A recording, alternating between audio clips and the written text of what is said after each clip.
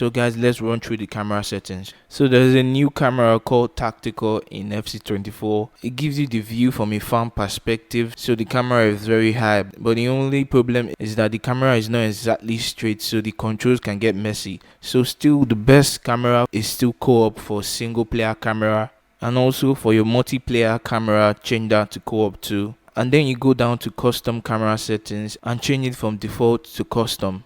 And then for camera height, 18 is the sweet spot, and for zoom you reduce it down to 0 or 2. But personally, I like putting my zoom on 0 because I get the maximum view, so I can connect those long passes from my fullbacks to my forward players.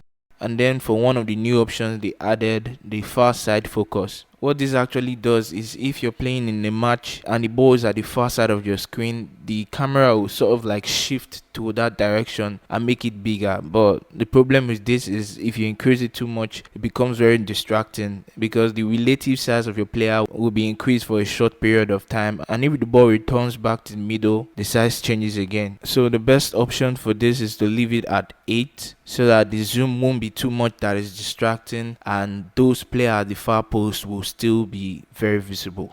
And for ball tracking speed, you should set this at 2. For penalty area zoom, this should be reduced to about 5 or 4 because it's really unnecessary. And then if you want the power shot zoom to be on, you can leave that on, but that's entirely up to you. Some people prefer it being off.